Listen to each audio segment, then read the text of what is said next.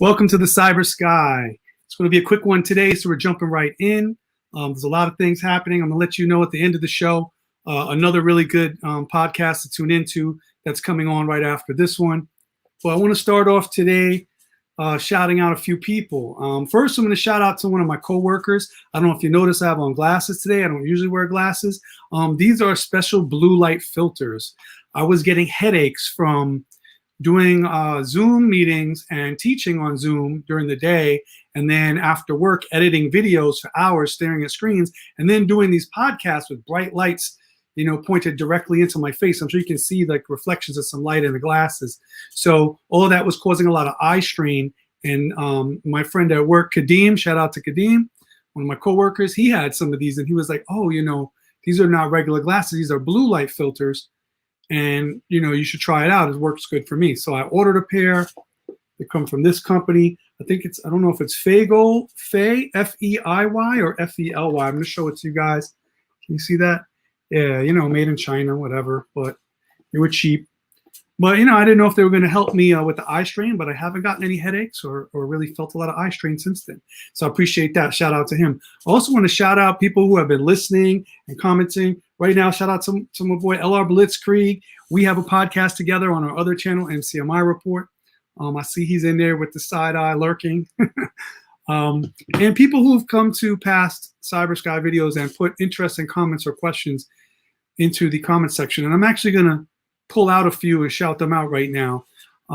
So Your Health, quite a while ago, 5 days ago, had commented on the last Tech Talk Tuesdays, which was titled Apple M2 chip plus crypto. And Your Health said, very interesting. Can you talk more about stocks, especially stonks like GME and AMC, etc.? Okay, for those who don't know, stonks are like stocks that are, you know, controlled by a meme on Reddit, or, you know, people trying to stick it to the hedge funds, you know. So GME, GameStop is an example of that. And now AMC is doing well because, you know, a few million small investors decided to, you know, buy in and kind of save AMC, you know. Now, I'm not going to talk about that this episode, but I will have someone come on the show who's an expert in stocks and all kinds of investing, retirement planning, and we're going to do a show maybe in the next week. So subscribe and ring the bell for notifications so you can find out when that's happening. We will talk about more stocks. Shout out for that comment. And then let's see what's another top comment. Okay. Oh, Funk Doc Spock says, let us know if you got them fixed by Apple or got a new MacBook. He's referring to the rant that I did about my USB-C problems. That's on the channel if you want to take a look. It's called Cybersky Rant number 3. Basically, I was talking about how the ports, the USB ports, wore out and they don't hold the cable and the cable falls out. And when I use other devices with USB-C, like my cell phone, it clicks in, but it doesn't click in on a MacBook Pro, MacBook Air. So I either was going to get the computer fixed or get a third-party cable or order a new computer and get the M1 chip MacBook anyway. I haven't yet published how I solved that problem, but that's coming in the next few days. So the quick answer right now is I did not get the repair done. I think it's $20 per port, and I got 4 ports. So I didn't spend $80 and have them fix my laptop because I don't want to leave my laptop at the Apple store for several days and then come back for it when it's ready. I need my computer every single day.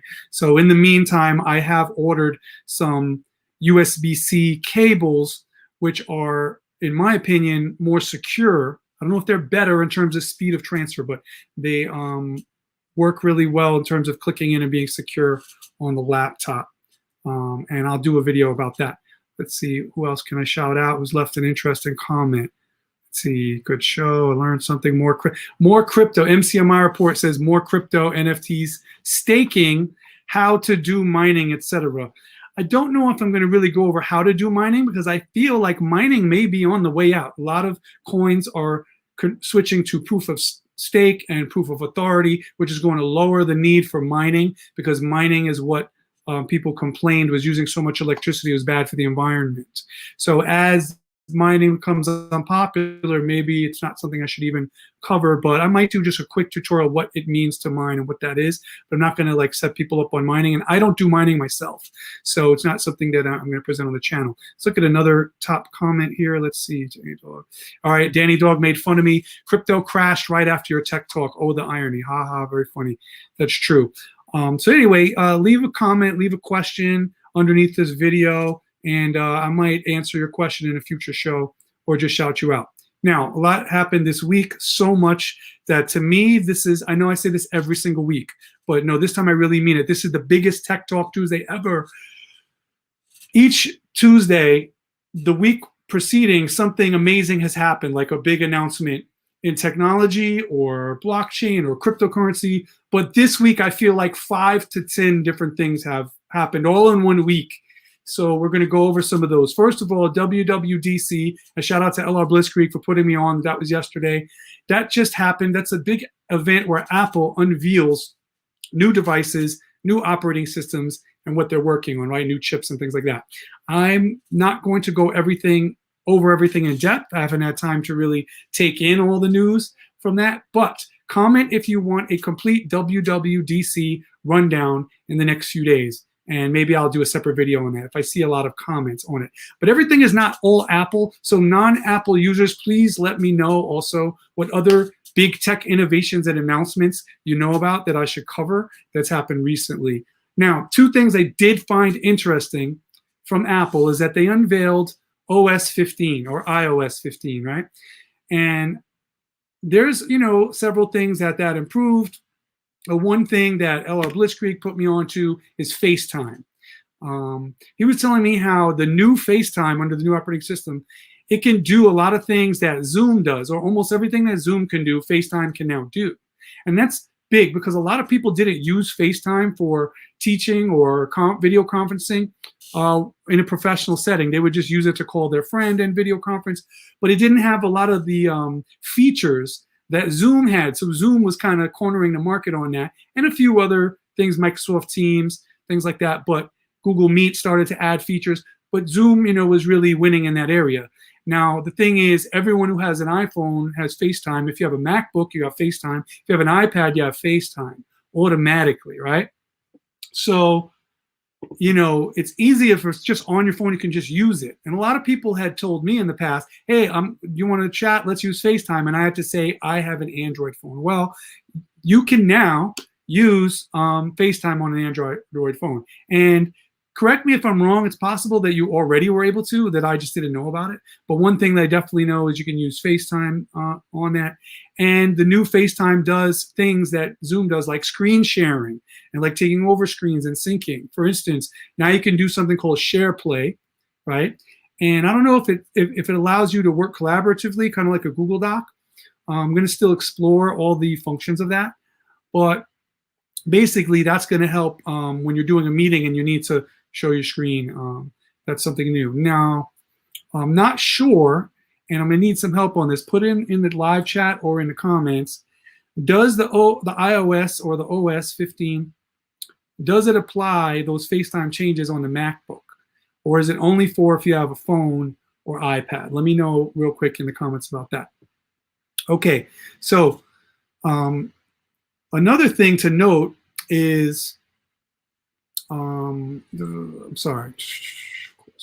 Yeah, another thing to note is some people are not that ecstatic with OS 15. They're saying that it didn't do enough for the iPad.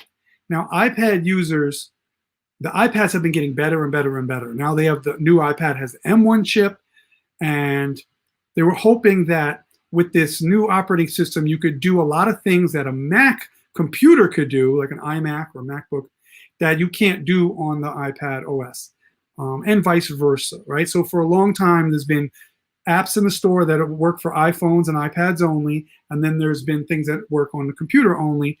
And with all the hardware that's been coming out, like Apple's been, I don't know if it's Apple or third-party manufacturers, but they've been releasing these snap-on keyboards that are like a cover and a keyboard that really, really resemble a MacBook Pro. Like it looks just like a MacBook Pro keyboard, and you just snap your iPad into it, and then essentially you've almost got a MacBook that's also a touchscreen and also can have the Apple Pen and things like that. So that's really what people want. They want a MacBook you can touch and write on, or they want an iPad that is a MacBook, right? This OS does not do that. So that was a disappointment for some. They're not really, still not letting you do all the Mac applications on the iPad. So what they really want you to do, what Apple wants you to do, is have an iPad in addition to your iMac or your MacBook. And the reason why I know that's what they want you to do is they're promoting this new use of the iPad Pro as a second screen. So either you have your laptop and then you set up your iPad Pro next to it on a stand, and now you can move your mouse right across onto that laptop next to you, whichever side you put it. And so you can click on things on the iPad with your mouse. You can open up the iPad apps that you need to use, and then you also can use your MacBook, but you can't put the iPad apps on the MacBook. You can just go over there, kind of have them both open at the same time, control it with one controller with your keyboard and mouse. So that is an innovation. Or if you want a bigger screen for your iPad, you can set up the iPad in front of or next to your iMac with your giant display, right? And then you can use those as two different screens as well. I think you can use iMac as a larger screen for your apps on the iPad. So, you know, they basically want you to have both. So they're like, no, we're not making it where you can just buy one device, which is really what Apple users want, iPad lovers want. They want to just get one device. They just want an iPad Pro with the smoking processor, the M1 chip, right? And then it has all the touch screen, has all the apps I love in the iPad apps. And then I can use the Apple Pen if I'm an graphic artist, I want to draw. And then I can just use it as a computer. I can snap in my keyboard and trackpad, which is a really good one. And then I don't need a laptop, but they're not trying to do that. Of course, they want you to buy both things. You know. Now, my question for the audience is, will Apple ever do that? Do you think that one day they will just say, all right, you know what? We're done with all that separate devices things.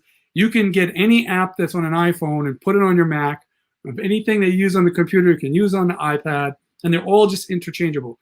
I think they will do it, but I think that it's going to take a certain circumstance for that to happen. When another company is really threatening Apple's stronghold on the industry, and when they start taking market share, not a little bit that goes up and down with each quarter and then the stocks go up and down, but I'm saying when they start to feel really threatened and another company is starting to dominate, I think then they'll roll out the stops. They'll be like, all right, you know, we've exhausted all our other innovations. We don't have anything new that's going to keep us as the #1 tech company. So now we're going to suddenly release the OS that allows all that cross functionality. You know, like, booyah, you can now move across platforms and use all iOS software everywhere on any device. You know, that's what I think they're going to do. What do you guys think? Wouldn't that be the illest? Do you think they will ever do it? Let me know in the comments. Now, another thing that I heard about this past week, and I really wanted to go live like last Thursday. I was like, oh, this is so big. I have to talk about this now. But I was patient. I waited to Tuesday. Cybersky Live, Tech Talk Tuesdays. This other thing is from Amazon. Now, Amazon made an announcement that's really ruffled some feathers and gotten people upset. And you'll see why in a minute. They plan to make devices such as the Echo or the Ring doorbells device able to share Wi-Fi and keep devices connected at all times.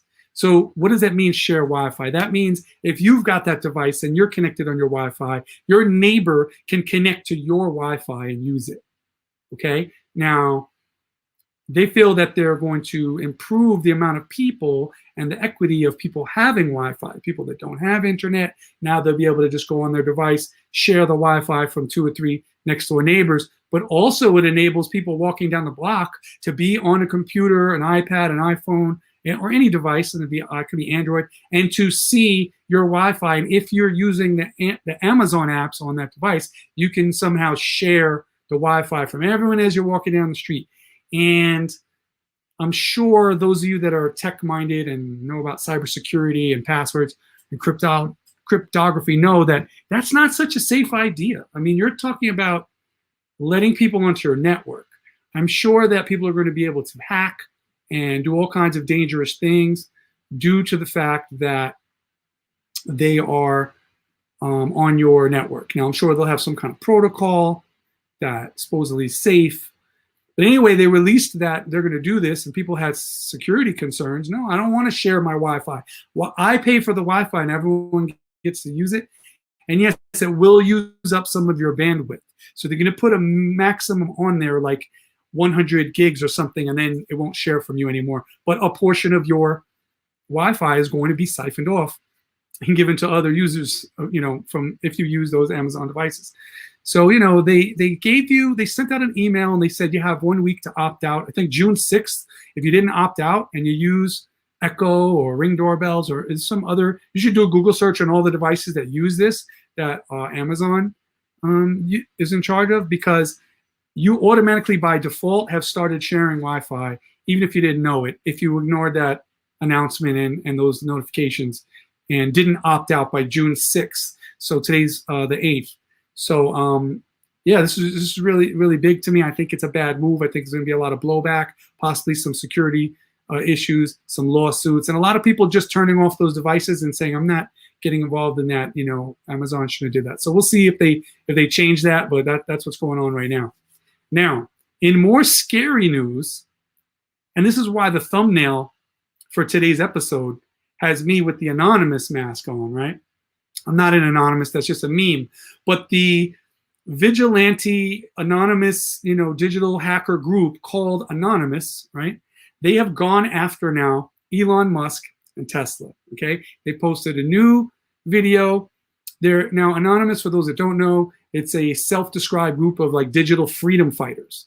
Who they believe all data should be free and there should be no secrets, and so therefore they target the government. They have targeted and brought down, Scientology. They've targeted PayPal, Visa, Sarah Palin. They've leaked Sarah Palin's emails. And they have done some good things. I consider them to be white hat hackers, but many of them have been arrested and targeted by, governments and CIA and FBI.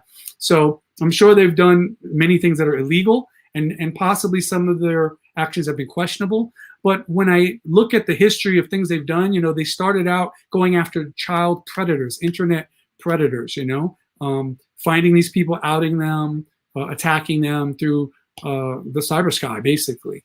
Now, various governments and police departments and even the CIA and Interpol have been the target of their attacks as well. They've hacked into government records. They've shut down police department and CIA's websites. They've crashed Interpol. They've done all kinds of things. So Anonymous now is targeting Tesla CEO Elon Musk. The reason, according to them, his arrogant cryptocurrency activity. They don't like how he tweets and is manipulating the market.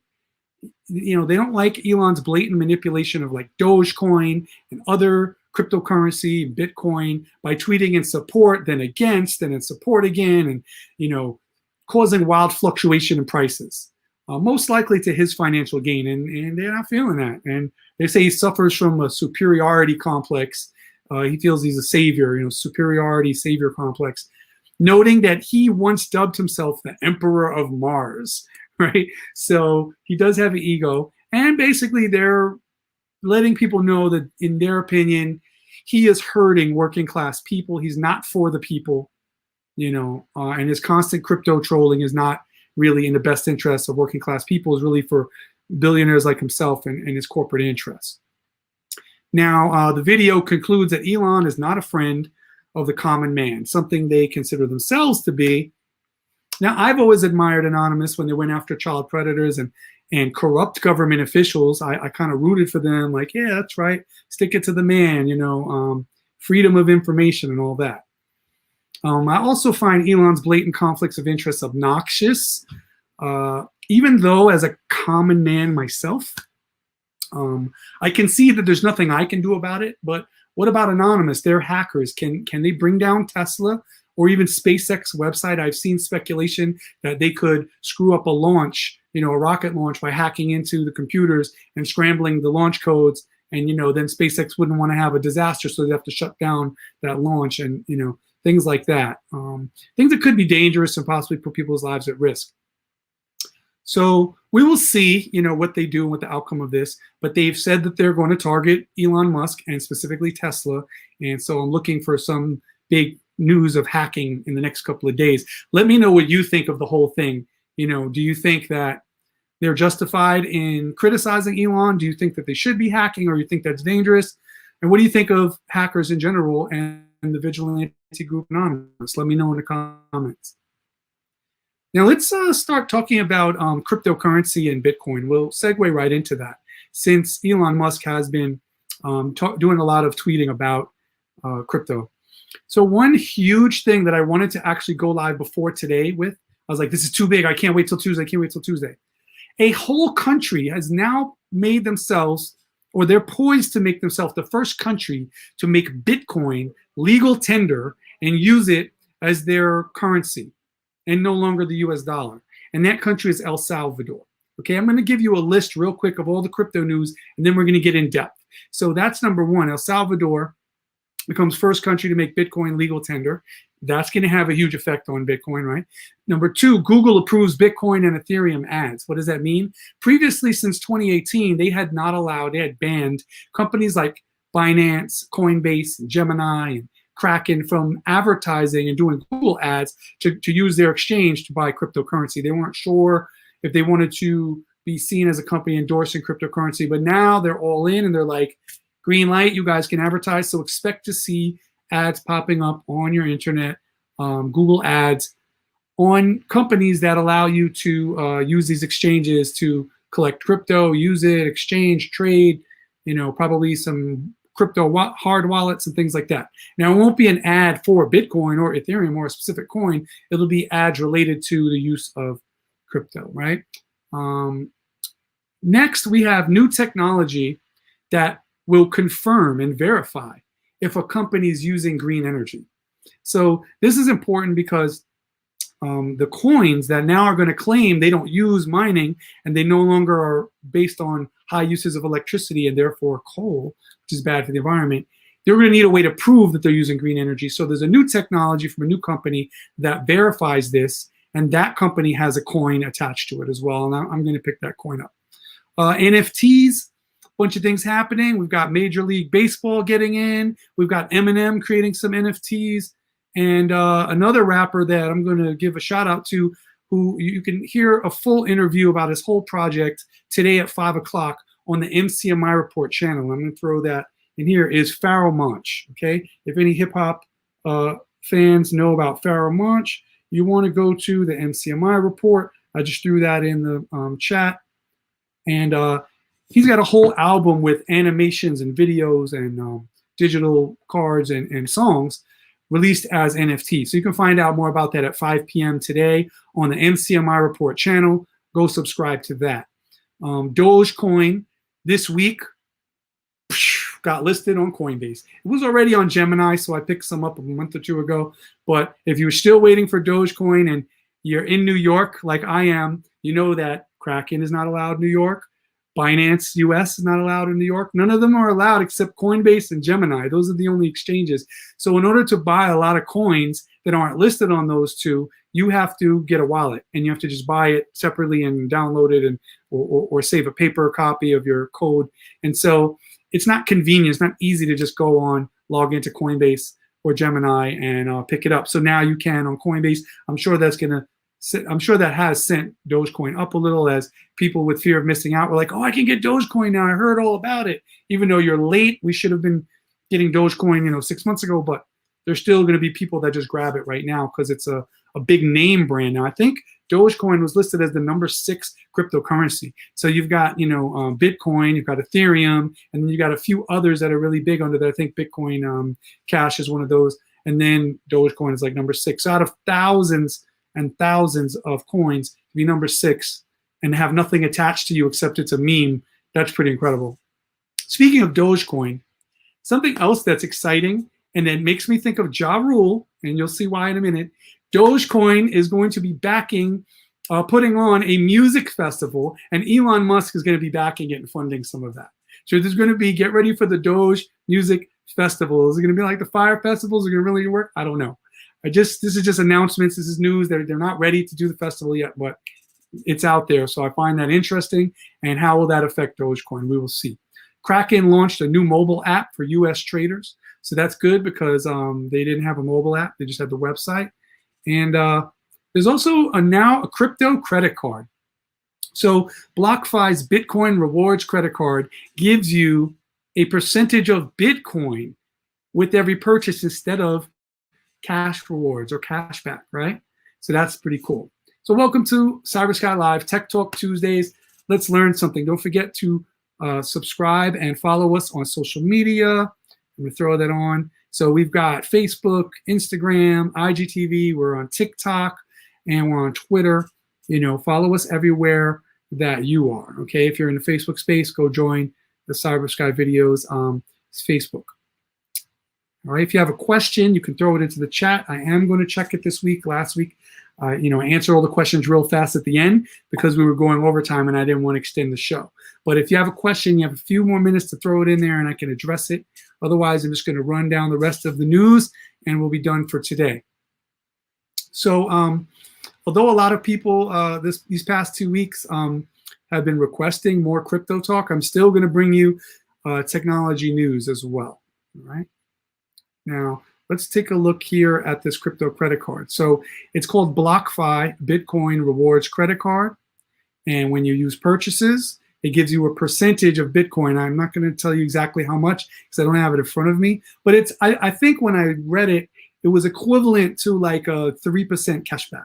So if you're going to get the equivalent of 3% of your purchase, let's say your purchase is $100, you get $3 back. So you're going to get whatever crypto, whatever Bitcoin is worth $3. But keep in mind that Bitcoin is going to increase. So as you're getting your rewards, you know, 6 months from now, a year from now, it's most likely going to go up, except when it goes down because it is a volatile thing. But so far, since its initiation, crypto has gone up, up, up, up, up. There was a crash 2 weeks ago, and crypto went from the 60s, 60,000 down to the lowest point, I think was 24,000. And now it's on the way back up. I think we're at 39,000. Something like that. I'm going to take a check right now and tell you right now the Bitcoin price live, and I'm going to do the Ethereum. So Bitcoin price right now, let's just take a look.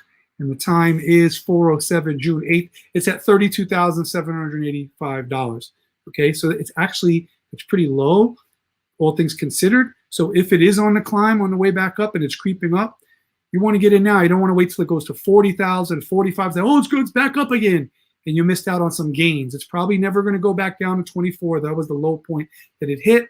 If you look at the correction of any coin and you go by its lowest point, you say, I'm going to wait till it goes back lower than 24 again. It's never going to go there.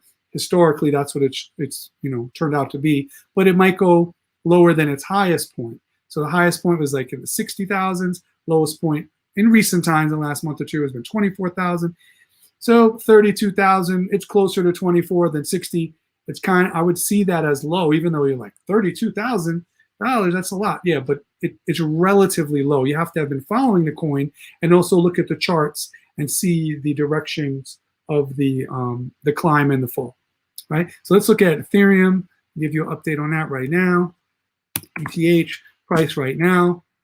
Ethereum, remember, had gone up to $4,000. That was an incredible high. People said it was overinflated and it was going to be a price correction. There was. When Bitcoin crashed, Ethereum crashed and went down to about 1,800, a little bit below 2,000, bounced up to 2,000, but it hovered around 2,000, so it made a 50% correction. And right now, it has gone back up to like around 2,800 over the last week or so, and it's been going up, down in that area. So currently, price right now, 2,472. Still pretty good. I might log on and just pick up a little bit, put a little more in, because the recent news that we've been hearing leads me to believe that all digital, cryptocurrency is going to be going upward in the near future. All right. So just scrolling through my notes here. Let's take a look at the chat. So far, not a lot of questions, so this might be a short one. Let me tell you a little bit about what's going on later this evening. So this is the Cybersky Videos channel. I'm partners on another YouTube channel called MCMI Report. So you go to youtube.com/MCMI Report.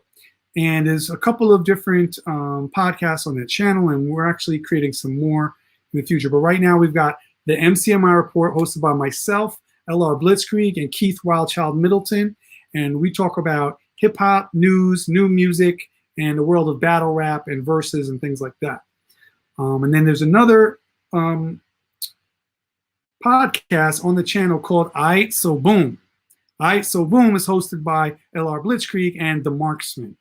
And they basically talk about a lot of nerd culture, a lot of nerd stuff. So they're into action figures, they're into comic books, they're into, intellectual, lyrical hip hop, right? So they have one of the top best lyricists in the game at this time. He's in a lot of people's top fives. And if he isn't in your top five, he should be. But his name is Pharoahe Monch, formerly of the group Organized Confusion back in the day. And you might know him from his hit single, his breakout single in the 90s and early 2000s, which was Get the Up. I'm trying to remember, that's the chorus. Was it called that? Or was it another name for that single? I don't know, maybe put it in the live chat if you know the name of that single. But anyway, Pharoahe Monch released a project on NFT, and at 5 o'clock, we'll, not me, but LR Blitzkrieg and The Marksman will be talking with Pharoahe Monch live on the show about all his music, about, comics that he's into, TV shows that he's into, Marvel movies and things like that, and also how he came to put out this current project on NFT. So that's at 5 o'clock. Now, also getting into the NFTs game is Eminem. And we talked about that on the MCMI report. So you can go look on the MCMI report and see the show that talks about Eminem's NFTs. But basically, he's put together a platform, a combination package of NFTs that consist of digital action figures. So it's like figures of him, but it's a GIF art, right? It's not a physical playing card or action figure. And he also has, of course, his music, and he actually is putting original beats that he's made, unreleased beats. Just put some of his beats up there as NFTs, so you can buy it. You can own the NFT as a collection, right? As a non-fungible, one of a kind, first pressing, and then you can actually use the beat, yourself, and you can probably re-NFT that. So go listen to that if you want to learn more about that. But it's incredible that different people are getting into the game, right? We already know that the NBA has something called Top Shot, where they have NBA players cards and video clips of games and, great classic moves, people hitting the last shot at the buzzer, some dunks by Jordan and things like that. And you can buy that as an NFT, and they're going for incredible amounts of money, from the thousands to the millions of dollars, and now getting into the game this week, Major League Baseball announced that they were going to now be a part of it. So you know how they have Topps baseball cards, TOPPS? So now they've got Topps NFTs, and I'm sure they're going to be putting together similar things to the NBA and making that available for NBA, for Major League Baseball fans, So if you're into baseball and you collect things and, you're into technology, you might want to see what they're offering on NFTs. So go search for that. I think that's it for today. Once again, I want to shout out to Kadeem. Thanks for the tip on the glasses. They're actually working pretty well. And thanks to everyone who's been leaving comments after the show. Hopefully you guys can follow not only Cybersky videos, but follow my other social medias. I'll throw those up on the screen real quick. You can follow me personally at GMS_MCMI. And that's also my music Instagram and Twitter and other accounts. You can also follow me on Instagram and Twitter at Mr. Cybersky, Mr. Cybersky. And you can follow my educational nonprofit movements by following Academy Stairs on Instagram and Twitter. And you can follow me and also on Facebook, Academy Stairs, and Stairs Academy YouTube channel. So on Facebook, Twitter, and Instagram, it's reversed. It's Academy Stairs, but the nonprofit is called Stairs Academy. And on YouTube, it's youtube.com/Stairs Academy. So definitely follow and support. This is the best way that you can help this channel grow and help me as an individual, help Mr. Cybersky by telling your friends about this podcast, forwarding this to people who might be into technology and the things that we're talking about, and telling them to subscribe and ring the bell, and showing up every Tuesday, and just browse the channel and check some of the older videos if you haven't seen them all. and throw some comments on there. Helps the YouTube algorithm. We're getting great watch minutes. So I noticed that our views are like mediocre. You know, we're getting like about 150 views per week if I average it. So, you know, if I drop a video in 3 weeks, I've got about 450 views on it. In a month, that's 600. And that's pretty good. And we have a good amount of comments as well. We've got more comments than the normal percentage for the low number of views that we're having. That means people are actually engaging and they want to leave a comment, and some of you are my friends and you're supporting, and I appreciate that. Also the watch time. People are watching more than the average YouTube video gets watched. So you're staying tuned to the end or near the end, and you're leaving those comments. So I appreciate you. I want to tell everyone out there in the audience to stay positive. Remember, the best revenge is success. Stay healthy, my friends, digitally, financially, physically, mentally, spiritually. And as always, stay blessed.